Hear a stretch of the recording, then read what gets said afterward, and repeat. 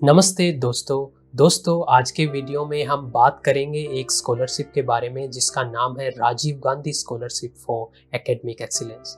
दोस्तों, यह स्कॉलरशिप राजस्थान के उन युवाओं के लिए है जो विदेश में जाकर हायर स्टडीज पूरी करना चाहते हैं। दोस्तों, it's one of the best scholarships for a Rajasthani student, क्योंकि इसमें राजस्थान सरकार आपकी हायर स्टडीज का पूरा खर्चा वहन करेगी।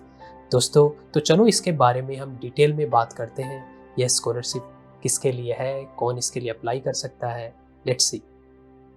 दोस्तों, सबसे पहले हम बात करेंगे इस स्कॉलरशिप के ऑब्जेक्टिव्स एंड की फीचर्स के बारे में। उसके बाद हम डिस्कस करेंगे एलिजिबिलिटी क्राइटेरिया कि कौन से स्ट्रीम के स्टूडेंट्स के लिए यह स्कॉलरशिप है, किस यूनिवर्सिटी में एडमिशन लेना होगा।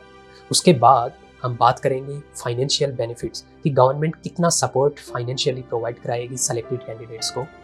फिर हम बात करेंगे जो एप्लीकेशन प्रोसेस है कि स्टेप बाय स्टेप इसके लिए अप्लाई करने के लिए क्या करना होगा, कौन से डॉक्यूमेंट्स जुटाने होंगे, उसको डिस्कस करेंगे। And finally we will talk about the assessment और सिलेक्शन प्रोसेस कि चयन कैसे किया जाएगा। दोस्तों, यह स्कॉलरशिप राजस्थान सरकार का एक इनिशिएटिव है जिसके माध्यम से वो राजस्थान के युवाओं को विदेश में जाकर हायर स्टडीज कंप्लीट करने का मौका देना चाहती है। दोस्तों, इस स्कॉलरशिप के तहत राजस्थान सरकार हर साल 200 छात्र छात्राओं को विदेश में जाकर पढ़ाई करने के लिए फाइनेंशियल सपोर्ट प्रोवाइड कराएगी। इन 200 में से 30% सीट्स महिलाओं के लिए आरक्षित है और जो छात्र छात्राएं फाइनेंशियली वीकर सेक्शन से आते हैं, जिनके माता पिता की सालाना आय 8 लाख रुपए से कम है, गवर्नमेंट उनको सिलेक्शन में प्रेफरेंस देगी। दोस्तों, इस स्कॉलरशिप को प्राप्त करने के लिए आपको राजस्थान का मूल निवासी होना चाहिए। दूसरी बात, आपको दुनिया के टॉप 150 यूनिवर्सिटीज में से किसी एक में under graduate, post graduate, PhD या पोस्ट डॉक्टरल लेवल पे किसी भी कोर्स में एडमिशन लेना होगा। और अगर आपके परिवार की सालाना आय 8 लाख रुपए से कम है तो सरकार आपको सिलेक्शन में प्रेफरेंस देगी। तो अगर हम बात करें स्पेसिफाइड और एलिजिबल कोर्सेज की कि जिन कोर्सेज में आपको एडमिशन लेना होगा इस स्कॉलरशिप के लिए अप्लाई करने के लिए, तो राजस्थान सरकार ने हाल ही में अपनी पॉलिसी को रिवाइज किया, जिसके बाद सारे सब्जेक्ट्स के लिए यह स्कॉलरशिप ओपन है। आप एडमिशन किसी भी सब्जेक्ट में ले सकते हैं, whether it is social science, humanities, law और इंजीनियरिंग, मेडिसिन, किसी भी सब्जेक्ट में। हालांकि इंजीनियरिंग एंड मेडिसिन के स्टूडेंट्स के लिए एक कंडीशन है कि उनको एडमिशन दुनिया के टॉप 25 यूनिवर्सिटीज में लेना होगा। बाकी स्टूडेंट्स के लिए its top 150 university, but engineering and medicine के स्टूडेंट्स के लिए it is top 25 universities and उसके ऊपर maximum 15 seats he engineering and medicine के स्टूडेंट्स को दी जा सकेगी।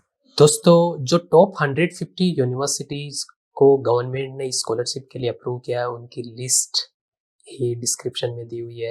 आप देख सकते हैं इस लिस्ट में MIT को नंबर 1 पे रखा गया है with N overall score of 100।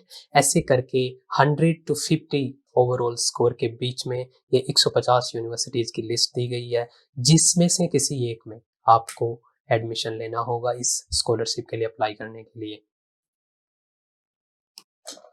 दोस्तों, राजीव गांधी स्कॉलरशिप के तहत जो कैंडिडेट सेलेक्ट होंगे उनको कितना फाइनेंशियल सपोर्ट गवर्नमेंट प्रोवाइड कराएगी, इसके लिए गवर्नमेंट ने उन स्टूडेंट्स को, अप्लाई करने वाले एप्लीकेंट्स को 3 कैटेगरी में डिवाइड किया है।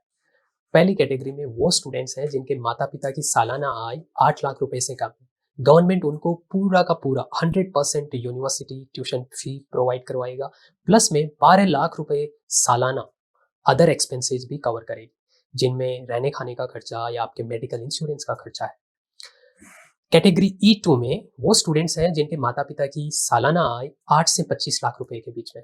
उन स्टूडेंट्स को सरकार 100% यूनिवर्सिटी ट्यूशन फी तो देगा ही, प्लस 50% अदर एक्सपेंसेज कवर करेगा, जिसका मतलब है 6 लाख रुपए प्रति वर्ष रहने खाने, मेडिकल इंश्योरेंस, अदर स्टफ के लिए।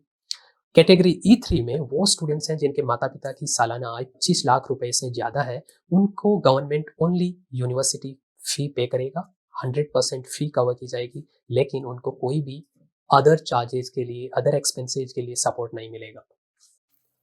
दोस्तों, इस स्कॉलरशिप को अप्लाई करने के लिए आपको सबसे पहले जो टॉप 150 यूनिवर्सिटीज़ का गवर्नमेंट ने जो लिस्ट रिलीज किया है, उसमें से किसी एक में आपको एडमिशन लेना होगा। जब आपके पास यूनिवर्सिटी ऑफर लेटर आ जाए, उसके बाद आपको एक एसएसओ आईडी क्रिएट करनी होगी, जिसका लिंक डिस्क्रिप्शन बॉक्स में दिया हुआ है। आप उस पे जाके एसएसओ आईडी क्रिएट कर सकते हैं। जब आपकी एसएसओ आईडी क्रिएट हो जाए, तो आप ऑनलाइन राजस्थान सरकार का जो स्कॉलरशिप पोर्टल है, उस पे जाके स्कॉलरशिप के लिए अप्लाई कर सकते हैं, एक्चुअल एप्लीकेशन फॉर्म फिल कर सकते हैं, जो भी रिक्वायर्ड डॉक्यूमेंट्स हैं, उनको अपलोड कर सकते हैं। जो भी डॉक्यूमेंट्स हैं, उनकी लिस्ट डिस्क्रिप्शन में दी हुई है। क्या-क्या डॉक्यूमेंट्स हैं, सबसे मेन इंपॉर्टेंट डॉक्यूमेंट है आपको यूनिवर्सिटी ऑफर लेटर, आपके बैंक अकाउंट डिटेल्स, आपका जन आधार कार्ड डिटेल्स, आपके Aadhaar card details, all these documents would be used in the scholarship and आपको वो सारे के सारे अपलोड करने हैं। जब आप ये अपलोड कर दें और जब सबमिट कर दें application process, then the government will communicate with you when the selection process is finalised. दोस्तों, Rajiv Gandhi scholarship for academic excellence, जैसे कि इसका नाम सजेस्ट करता है, यह एक मेरिट बेस्ड स्कॉलरशिप है। यह उन कैंडिडेट्स को मिलेगी जो मेरिट में ऊपर है।